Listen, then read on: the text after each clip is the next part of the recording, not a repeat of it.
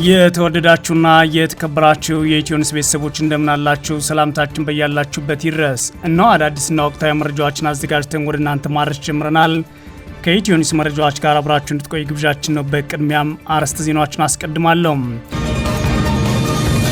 ኮሎኔል ፋንታው ሟባን ጨምሮ ወደ ብልጽግና አገዛዝ የገቡ የቀድሞ የፋኖ አመራሮችና አባላት ወደ ግንባር ለመዝመት ዝግጅቶች ላይ ናቸው ሲሉ የመረጃ ምንጮች ተናገሩ።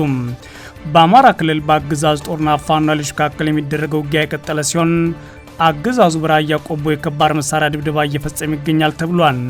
በክልሉ ዛሬም በሁሉ ቀጠናዎች የድሮን ቅኝት መቀጠሉ ተሰምቷል። በዝርዝር የምናየው ቀዳሚ ጉዳይ ነው።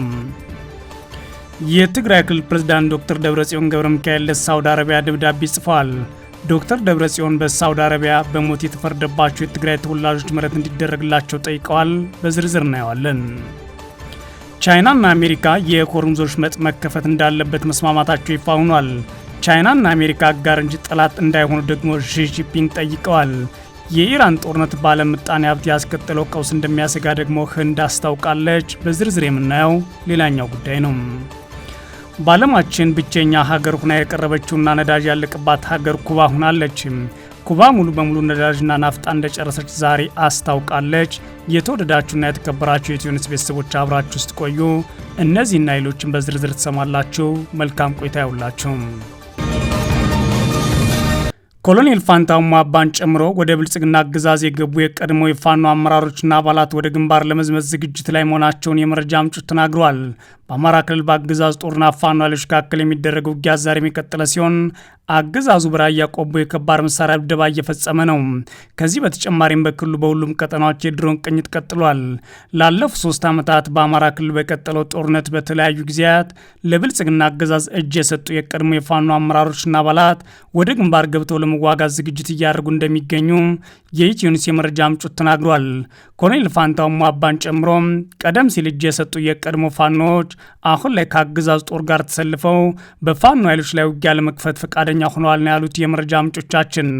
በተለምዶም ወይም በተለይ በአመራር ደረጃ የነበሩ የቀድሞ ፋኖዎች አዲስ አበባ በሚገኘው ጦር ኃይሎች ግቢ ስልጠና ሲወስዱ ከቆዩ በኋላ እጅ ከመስጠታቸው በፊት ሲንቀሳቀሱባቸው ወደነበሩ አካባቢዎች በመሄድ በፋኖ ላይ ውጊያ ለማድረግ ተስማምተዋል ያሉት የመረጃ ምንጮች እንደ ኮሎኔል ፋንታው ሟባ ያሉት በክልሉ የጸጥታ መዋቅር ውስጥ በአመራርነት እንዲሰለፉ ተግባብተዋልም ሲሉ ተናግሯል። በዚህም ኮሎኔል ፋንታው ሟባና ፍቅሩ ሙልዬን ጨምሮ አንዳንዶቹ የአድማ ብተና ኃይልን እየመሩ በወሎ ቀጠና እንደሚሰማሩ ተሰምቷል። የብልጽግና አገዛዝ ለአንዴና ለመጨረሻ ጊዜ በፋኖ ላይ የማያዳክም ዘመቻ አድርጋለውን መከላከያን በክልሉ ያለውን ስምሪትን ያጠናቅቃል በሚል ማቀዱን ሰምተናል የሚሉት የኢትዮኒውስ የመረጃ ምንጮች በዚህ ዘመቻ ወዶ ገብ የቀድሞ ፋኖች በሚያውቁት አካባቢ ከአገዛዙ ጦር ጋር በመሰለፍ ትልቅ ለውጥ እንደሚያመጡ በብልጽግና ተስፋ ተጥሎባቸዋል ብለዋል። አዲሱ ደባልቄና ጸዳሉ ደሴን ጨምሮ አንዳንዶች በደቡብ ጎንደር ዞን አገዛዙ በቀጠለው ዘመቻ ላይ ከብልጽግና ጎን ተሰልፈው ከፋኖ ኃይሎች ጋር መዋጋት መጀመራቸውን የተሰማው። ይህ በእንዲህ እንዳለ በአማራ ክልል የተለያዩ አካባቢዎች በአገዛዙ ጦርና ፋኖ ኃይሎች መካከል የሚደረገው ውጊያ ዛሬም መቀጠሉ ተሰምቷል። የአገዛዙ ጦር በሰሜን ወሎ ዞን ራያ ቆቦ ወረዳ በዛሬው ዕለት ግንቦት 6 2018 ዓ.ም ከማለዳ ጀምሮ በተከታታይ የከባድ መሳሪያ ድብደባ እየፈጸመ ይገኛል ሲሉ የመረጃ ምንጮች ተናግረዋል። አገዛዙ የከባድ መሳሪያ ድብደባ እያረሰ ያለው ሆርማትና ጮቢበር ከሚገኙ ወታደራዊ ካምፖች ሲሆን በከባድ መሳሪያ ድብደባው የደረሰው ጉዳት ለጊዜው ማወቅ እንዳልቻሉ ነው የኢትዮኒውስ የመረጃ ምንጮች የተናገሩት። በተመሳሳይ በምዕራብ ወሎ ቀጠና መሃል ሳይንት ወረዳ በዛሬው ዕለት በአገዛዙ ጦርና ፋኖ ኃይሎች መካከል ከባድ ውጊያ መቀጠሉን የፋኖ የመረጃ ምንጮች ተናግረዋል። በወረዳው ከንጋት ጀምሮ በተከፈተው ውጊያም በርካታ የአገዛዙ ጦር አባላት በፋኖ ኃይሎች ውጊያ የሞትና የአካል ጉዳት መድረሶባቸዋል ያሉት የመረጃ ምንጮች ውጊያው ዘገባ እስከተጠናከረበት ጊዜ ድረስ መቀጠሉን ነው ጨምረው የተናገሩት። ክልሉ ደቡብ ጎንደር ዞን ደብረ ታቦር ከተማ ቅርብ ርቀት በምትገኘው ማህደረ ማርያም ከተማ ትላንት ሰላማዊ ሰዎችን ጨምሮ ከፍተኛ ሰብአዊ ጉዳት ባረሰው የድሮን ጥቃት የተጀመረው ውጊያ ዛሬም ለሁለተኛ ቀን ተባብሶ ቀጥሏል። አገዛዙ በሌሊት ወደ ማህደረ ማርያም በርካታ ተጨማሪ ኃይል ማስገባቱን የተናገሩት የኢትዮኒውስ የፋኖ የመረጃ ምንጮች ይህን ተከትሎ በአካባቢው ከባድ ውጊያ እየተደረገ ይገኛል ሲሉም ተናግረዋል። በተመሳሳይ በዛሬው ዕለት ግንቦት 6 2018 ዓ.ም በጎጃም ዚገምና ማቻከል ወረዳዎች ውጊያ መኖሩን የተሰማ ሲሆን በተለይም በዚገም ወረዳ አምበላ ከተማ በተደረገ ውጊያ ሰብአዊና ቁሳዊ ጉዳት ተመዝግቧል ሲሉ የመረጃ ምንጮች ተናግረዋል። በዛሬው ዕለት በክልሉ በቀጠለው ውጊያ አገዛዙ ያልተቋረጠ ከፍተኛ የድሮን ቅኝት እያደረገ እንደሚገኝ ነዋሪዎች ተናግረዋል።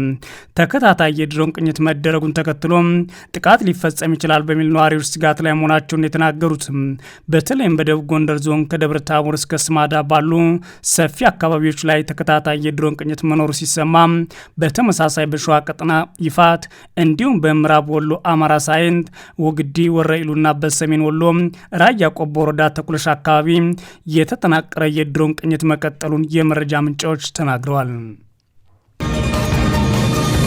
ዶክተር ደብረጽዮን ገብረ ሚካኤል ለሳውዲ አረቢያ ደብዳቤ ጽፈዋል። ዶክተር ደብረጽዮን ገብረ ሚካኤል በሳውዲ አረቢያ የሞት ፍርድ ተፈርዶባቸው የትግራይ ተወላጆች ምህረት እንዲደረግላቸው ጠይቀዋል። የትግራይ ክልል ፕሬዝዳንት ዶክተር ደብረጽዮን ገብረ ሚካኤል ለሳውዲ አረቢያ ውጭ ጉዳይ ሚኒስትር ልዑል ፈይሰል ቢን ፉርሃን አል ሳውዲ በጻፉት ይፋዊ ደብዳቤ የሞት ፍርድ የተፈረደባቸው ወገኖች ምህረት እንዲደረግላቸው ጠይቀዋል።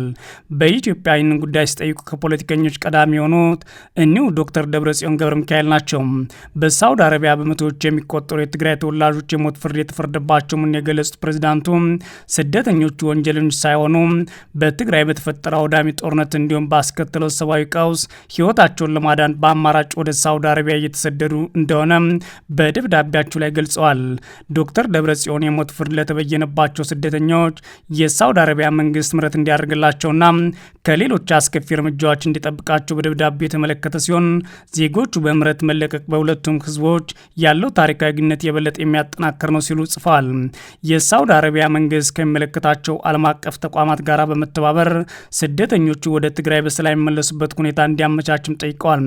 በዚህ አስቸጋሪ ሁኔታ ውስጥ የተወሰደው ውሳኔ በታሪክ የሚታወስ ሲሆን የሳውዲ አረቢያ መንግስት የሰውን ህይወት ለማዳንና ፍርዱን ሳይፈጸም ስደተኞችን በምህረት ወደ ሀገራቸው እንዲመለሱ እንደሚያደርግ እምነታቸው እንደሆነ ዶክተር ደብረጽዮን ገብረ ሚካኤል በደብዳቤው ላይ ጽፈዋል። እነዚህ የትግራይ ተወላጆች ከኢትዮጵያ በተቀሰቀሰው ጦርነት ምክንያት በአስከፊ ሁኔታ ተሰደው ባህር አቋርጠው በሳውዲ ቢገኙ በማያውቁበት ሁኔታ ወንጀል ሰርታቸዋል ተብለው አሁን ላይ ባሉበት ሁኔታ ይገኛሉ ብለዋል ዶክተር ደብረጽዮን ገብረ ሚካኤል። እንደ ስደተኛና ከጦርነት ሸሽቶ እንደመጣ እንጂ ልታያቸው የሚገባ በወንጀል የሚጠየቁ ሆነው ሊገኙ አይገባም። ወንጀል እንኳ ቢሰሩ በበርካታ ጉዳዮች ላይ እየተሟላላቸው ነገር በሌለበት ሁኔታ እንዲህ አይነት የክርክርም ሆነ አጠቃላይ የቋንቋ ችግርና ጠበቃ ባልቆመበት ሁኔታ የሞት ፍርድ መፈረዱ ተገቢ ነው ብለን አናስብም። ስለዚህ የሳውዲ መንግስት ምህረት ሊያደርግላቸው ይገባል ብሏል። ዓለም አቀፍ የሰብአዊ ተቋማት ጨምሮ የሃይማኖት አባቶችና ታዋቂ ግለሰቦች ጭምር ለሳውዲ መንግስት ተማጽኗቸውን እያቀረቡ ይገኛሉ። በኢትዮጵያ የፖለቲካ ፓርቲዎች፣ ፖለቲከኞችና ታዋቂ ሰዎች እስካሁን ዝምታቸውን መርጠዋል።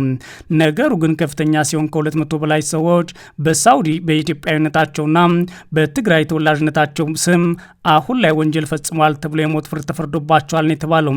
የብልጽግና አገዛዝ በዓለም አቀፍ ደረጃ አጀንዳ በሆነው በዚህ የኢትዮጵያን ዜጎች ጉዳይ እስካሁን በይፋ ያለው ነገር ግን የለም። ቻይናና አሜሪካ የሆርሙዝ ወሽመጥ መከፈት እንዳለበት መስማማታቸው ይፋ ሆኗል። ቻይናና አሜሪካ አጋር እንጂ ጠላት እንዳይሆኑ ደግሞ የቻይናው ፕሬዝዳንት ሺጂፒንግ ጠይቀዋል።